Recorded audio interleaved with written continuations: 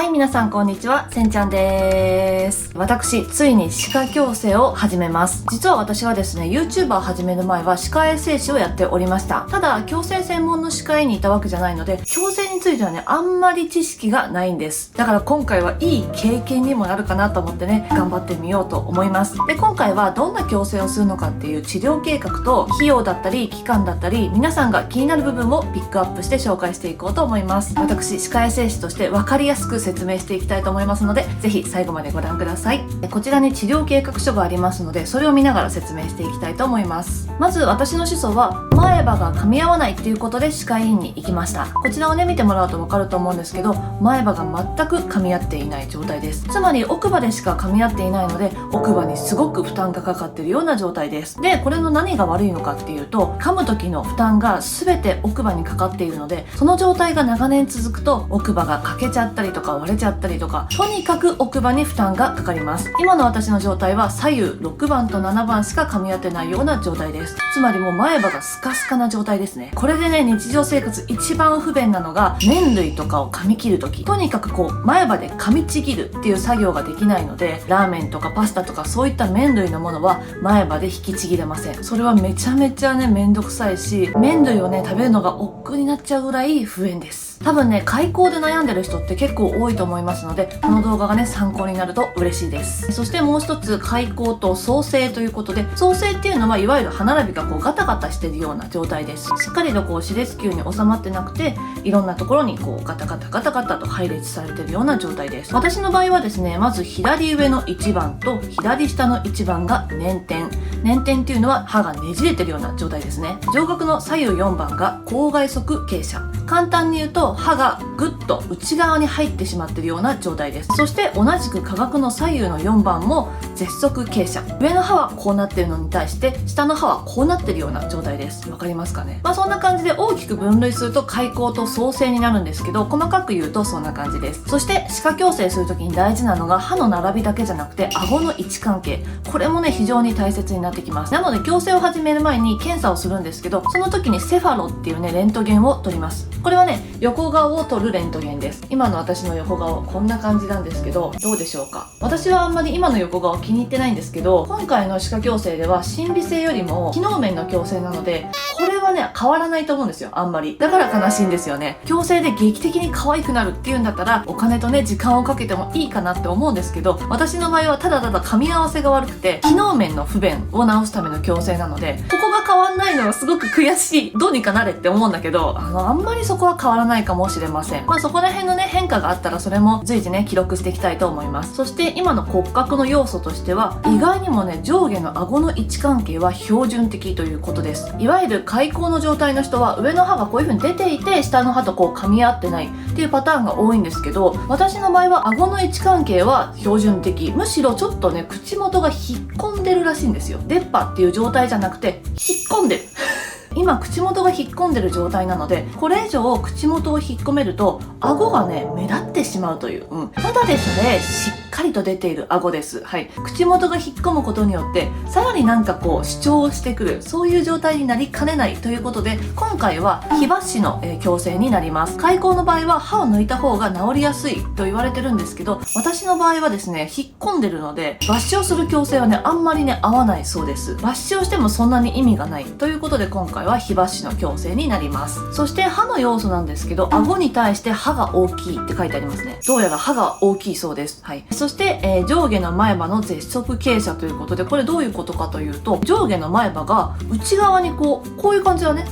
こうなってるんだ。私も気づかなかったんだけど、さっきへっこんでるって言ったのはこれもちょっと関連してるかもしれないですね。そしてこれが結構大切なんですけど、ベロですね。ベロの絶周壁って言われるベロの癖みたいなのがすごくね歯並びに関係してきます。で、どんなのかっていうと、嚥下時の舌突出壁ってここに書いてあるんですけど、嚥下っていうのは物を飲み込む動作ですね。ごっくんって飲み込む時にベロを前に出しちゃう癖があるんですよ。っていうのも前歯が噛み合ってないので、ここがね今スカスカの状態なんです。ベロでその隙間を埋めて飲み込む動作をしているような状態です。このねベロの癖によって歯ってね動くんですよ。結構ね子供にありがちなんですけど、前歯をベロで押したりだとか、そういうことで出っ歯になっちゃう子っているんですよ。意外にもそのベロのの力って強くて、経年的にずーっと押し続けると歯ってだんだん動いていくんですよ。恐ろしいことに。なのでこういうベロの癖がある人はね、気をつけてください。そしてここからがね、治療計画ですね。どんな感じで治療を進めていくのかっていうお話です。まずは開口と創生の改善のため、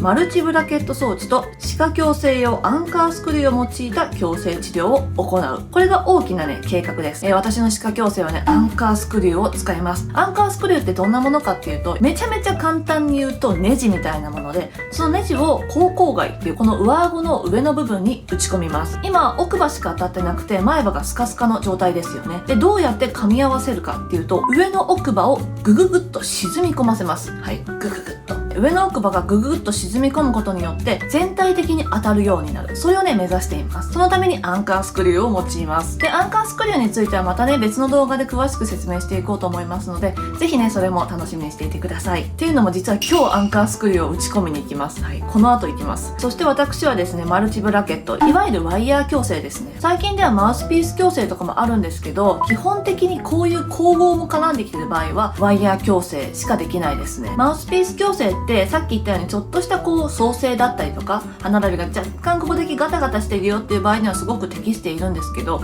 こういう縫合が絡んでくる開口みたいなものっていうのはね、基本的に、マルチブラケット矯正になります。そして順序的にはまず今日上顎の口外正中部に歯科矯正用アンカースクリューを埋入2本。はい。2本埋めてきます。すごく怖くて、もう行きたくないんですよ。私、歯科衛生士やってたけど、歯科の治療はあんまり受けたことがないんですよね。だからちょっとそわそわそわそわ。はい。そして上顎6番にパラタルバー、アンカースクリューに PLAS を装着っていう感じです。つまり上顎の6番はこれ沈み込ませる作業ですよね。それをするために装置をつける。そして上顎大臼歯の悪化を行いながら上下の歯列にマルチブラケットを装着し、配列を開始。っていうことはワイヤーはもしかしたらもうちょっと後かもしれませんね。先に奥歯を沈み込ませてからブラケットをつけるっていう感じになるかもしれないですね。ここはまたね、随時レポートしていきます。そして適宜歯間部の削合 IPR を行う。私ね、下のね、1番が捻転していて、歯はね、普通こうやって生えてるんですけど、私こうなってるんですよ。で、こうなってるものをこうするってなると、ちょっと隙間がないんですよね。そのため、この歯を少しこう削って、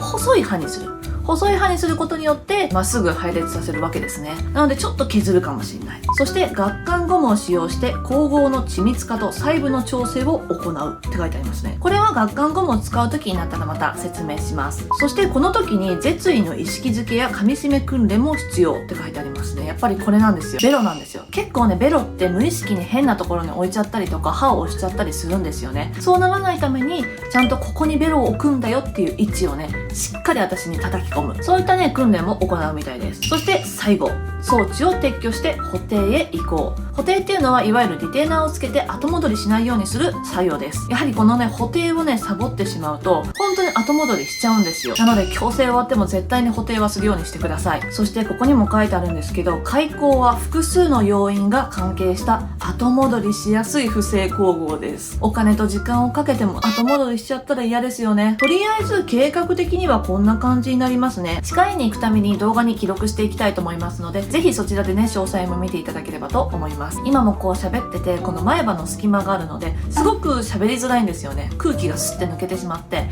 さしすせそとかなんかそういうのがね、言いづらいんですよね。日々言いづらくなってるなって感じで、前はね、こんなに隙間空いてなかったんですよ。ベロの癖とかで結構押されちゃってるところがあったりして、どんどん悪くなってます。だから今のうちに直しておこうと思ってます。そして皆さん気になるのが費用だと思います。これが一番気になると思います。費用は自費なので歯科医によって様々です。保険はね、効きません。基本的に保険っていうのは病名がつくものに適用されますので、歯科矯正はほとんどの場合保険が効きません。ただ顎変形症とかそういった感じで病名がつく場合には例外的に保険が適用されることがあるんですけど、私の場合はそれが適用されてないので自費です。そしてこれは歯科医によって違いますので、あくまで目安として知っていただけたらと思います。まずは検査診断料で3万円でした。はい、レントゲンを取ったりとか、今どういった状態かっていうチェックする検査で3万円。そして基本料、これですね。これが一番高い。基本料が今回70万円です。